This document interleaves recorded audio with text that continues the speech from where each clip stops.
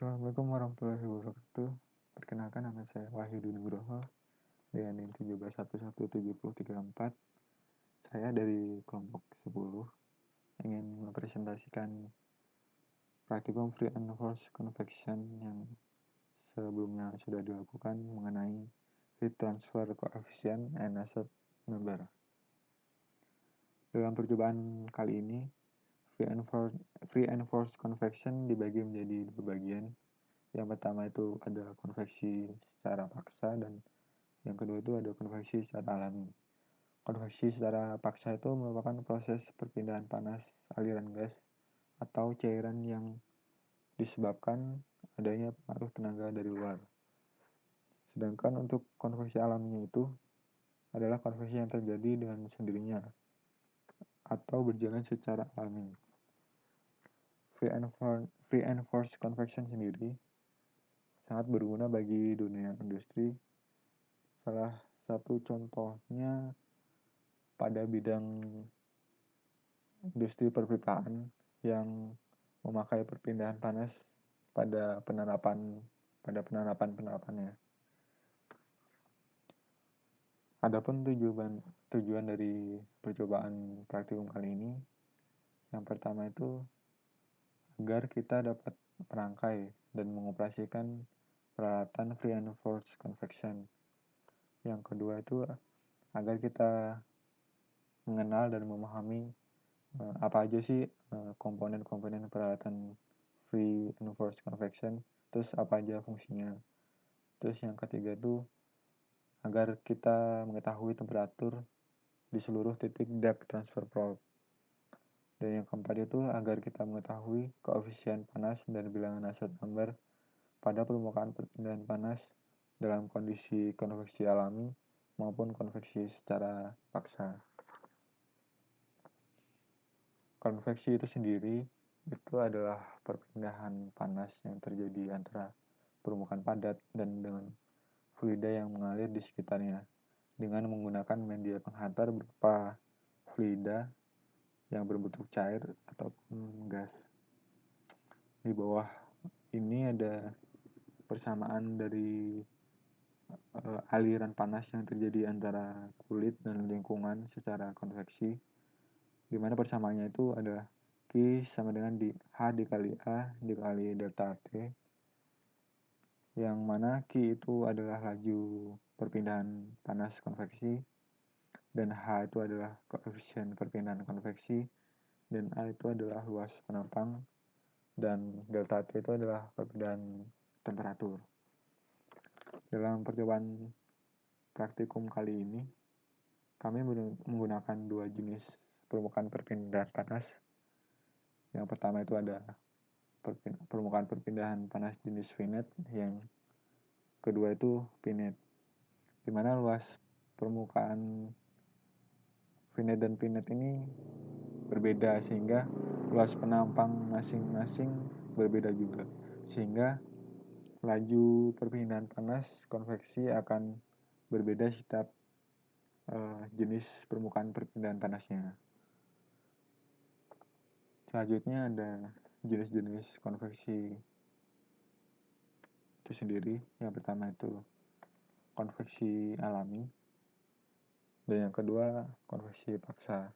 Konveksi alami itu sendiri merupakan pergerakan fluida yang terjadi akibat perbedaan massa jenis. Jadi bagian fluida yang menerima kalor dipanasi, memuai, dan massa jenisnya menjadi lebih kecil sehingga bergerak ke atas. Kemudian tempatnya akan digantikan oleh bagian fluida yang jatuh ke bawah karena massa jenisnya lebih besar. Untuk konveksi paksa itu sendiri merupakan proses perpindahan panas aliran, baik itu gas ataupun cairan, yang disebabkan adanya pengaruh tenaga luar. Contohnya, pad panas yang dihembuskan udara menggunakan kipas ataupun blower. Selanjutnya ada pergerakan aliran pada plat datar secara konveksi. Di sini ada gambar bagian daerah aliran batas di plat datar yang diilustrasikan gambarnya seperti ini. Dalam banyak kasus, kondisi suatu aliran terjadi melalui laminar dulu, terus dilanjutkan dengan terjadinya kondisi turbulen. Transisi dari laminar ke turbulen ini tergantung pada bentuk geometri, kecepatan aliran, temperatur, dan tipe dari fluida yang dikarakteristikan dengan bilangan Reynolds yang persamaannya ada di bawah ini. Bilangan Reynolds pada jarak X dari ujung plat datar ini diilustrasikan dengan persamaan Rex sama dengan Vx per mu sama dengan Vx per V. Untuk kasus tertentu yang mana aliran yang awalnya itu laminar, terus kemudian pada jarak tertentu laminarnya kemudian terjadi turbulen, sehingga pada jarak tertentu dengan tidak mengabaikan perbedaan panasnya yang terjadi, maka koefisien rata-rata pada seluruh plat datar ini dapat ditentukan dengan persamaan Nusselt number, ya dimana persamaannya itu adalah Nusselt number sama dengan Hc dikali L dibagi K. Hc itu bisa dicari sendiri dengan membagi laju perpindahan panas dengan luas permukaan penampang yang dikalikan dengan temperatur rata-rata. Selanjutnya ada metodologi percobaan. Yang pertama itu ada alat dan bahan. Alat dan bahan yang digunakan dalam praktikum kali ini itu ada, yang pertama itu ada satu set alat reinforced convection beserta PC yang sudah terpasang aplikasi VDAS. Yang kedua itu ada stopwatch. Yang ketiga itu ada permukaan perpindahan panas. Pada praktikum yang modul 5 ini kami menggunakan permukaan perpindahan panas VNet dan PNet. Untuk prosedur pengambilan datanya itu sendiri dilakukan dengan mencatat temperatur pada tiap titik duct, transfer probe, ataupun temperatur out dengan posisi yang telah ditentukan dengan jarak-jarak yang sebelumnya sudah ditentukan pada modul, dengan menghidupkan kipas dengan cara memutar tombol fan searah jarum jam hingga kecepatan yang telah ditentukan. Pada menghidupkan fan ini untuk konveksi secara paksa, dan ini dilakukan dengan menggunakan permukaan perpindahan panas yang berbeda, power heater yang berbeda juga, dan kecepatan udara yang sudah ditentukan dengan mengikuti teknis yang tertera pada modul praktikum. Di sini ada hasil dari pengambilan data dari power 20 watt pada permukaan perpindahan panas VNet dan pada kecepatan aliran udaranya sama dengan 0, didapatkan rata-rata itu sama dengan 27,04 sekian, dan rata-rata TMH-nya itu 83,16 sekian, dan HC-nya itu 18.079,01, dan rata-rata Nusselt number-nya itu 2600,93. Dan untuk power 20 watt permukaan perpindahan panas VNet pada kecepatan aliran udara 3 meter per sekon didapatkan K sama dengan 26,58 sekian, dan rata-rata TMH juga sama dengan 49,13 sekian, dan rata-rata koefisien perpindahan panas konveksinya itu 10.681,73, dan rata-rata Nusselt number-nya adalah 1504,373. Untuk hasil pengambilan data pada power 20 watt permukaan perpindahan panas PNET pada kecepatan udara sama dengan 0 didapatkan rata-rata itu sama dengan 27,25 sekian, dan rata-rata TMH-nya itu adalah 64,94 sekian, dan HC-nya itu sendiri 48.104,82, dan Nusselt number-nya itu 7.033,108.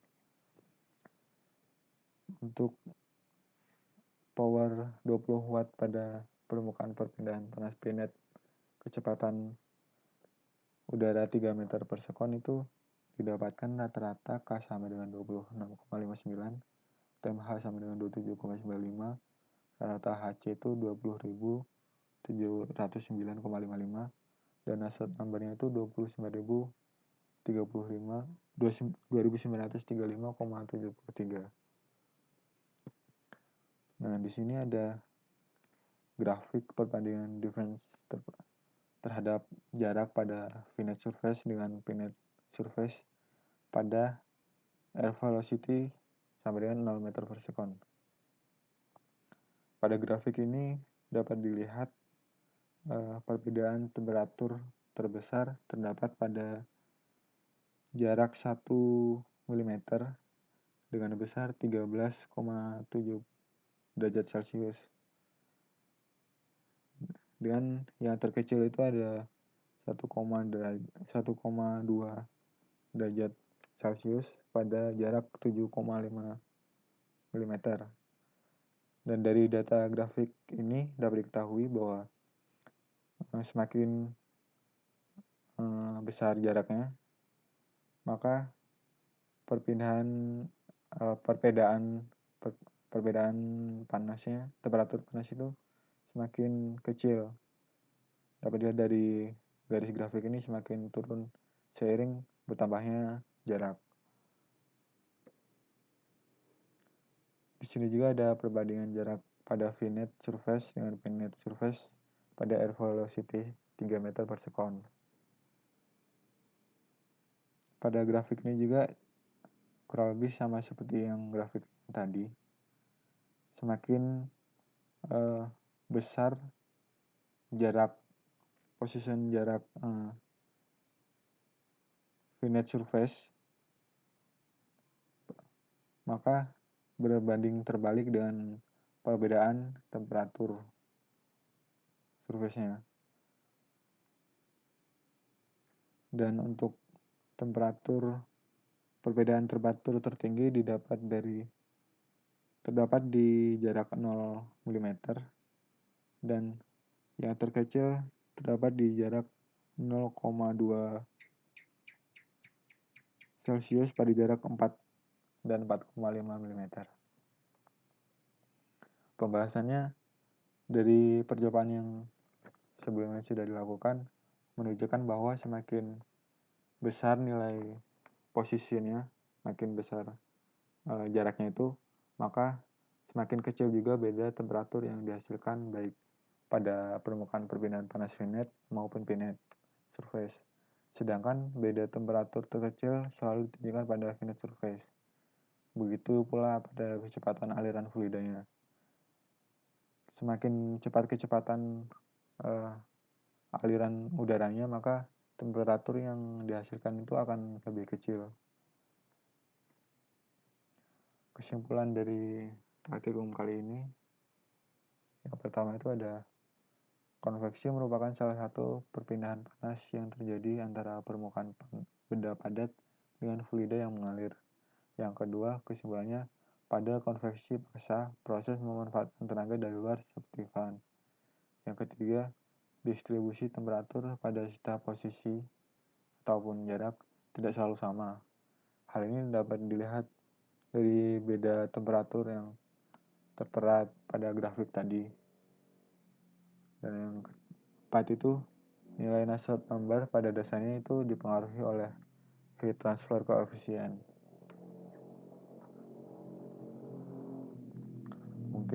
sekian dari presentasi dari saya. Kurang lebihnya saya mohon maaf bila ada kritik dan saran yang sangat membangun. Saya sangat berterima kasih jika ada saran juga.